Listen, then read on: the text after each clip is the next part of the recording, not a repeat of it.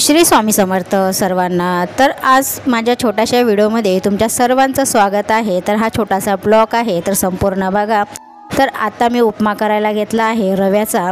तर पहिले कांदा कापून घेते, कारण मोठ्या मुलाचा ॲक्सिडेंट झाला होता, तर त्याच्यासाठी भात, बटाटे, शेंगदाणे हे सर्व काही चालत नाही, तर म्हणून म्हटलं त्याच्यासाठी उपमा बनवते। दोन्ही मुलांना फोडणीचा भात बनवून दिला आणि सकाळी सकाळी काय बनवा म्हटलं तर फोडणीचा भात दिला। चपाती भाजी काही बनवली नाही, तर तब्येत काही बरी नव्हती माझी, तर त्याच्यानं म्हटलं चला आता फोडणीचा भातच बनवून देते, थोडं लवकर होते आणि मोठ्या मुलासाठी उपमा करून देते। तर रव्याचा तो त्याला चालतो, बाकी भात वगैरे चालत नाही।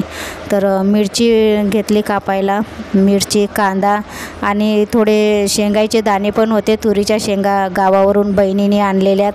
तूर आणि हरभरा वगैरे गावावरून घेऊन आली, कारण आता गावी निघतं ना, आणि शहरामध्ये काही एवढं विशेष लागत नाही, पण गावी असलेलं जे तुरीच्या शेंगा आहेत, हरभरा आहे, त्या कसं चवदार लागतात।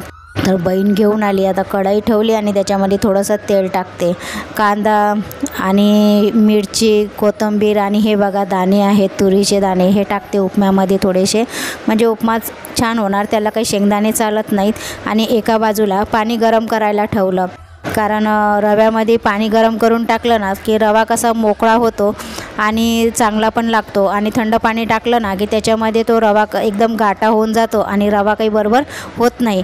तर आता थोडंसं जिरं आणि मोहरी टाकली, मग ते झाल्यानंतर मग त्याच्यामध्ये मिरची टाकते हिरवी। आता हिरवी मिरची टाकल्यानंतर ते थोडीशी तेलामध्ये होऊ देणार मिरची, आणि मग नंतर त्याच्यामध्ये कांदा टाकणार, कारण मिरची, जिरा आणि मोहरी टाकली। कढीपत्ता तर नाही आहे, कोथिंबीर आहे, कढीपत्ता काही आणला नाही, तर कधी कधी चालतं असं नाही टाकलं तर। एकदम सर्वच गोष्टी आपल्याला एकदम परफेक्ट तर मिळत नाहीत ना टाकायला।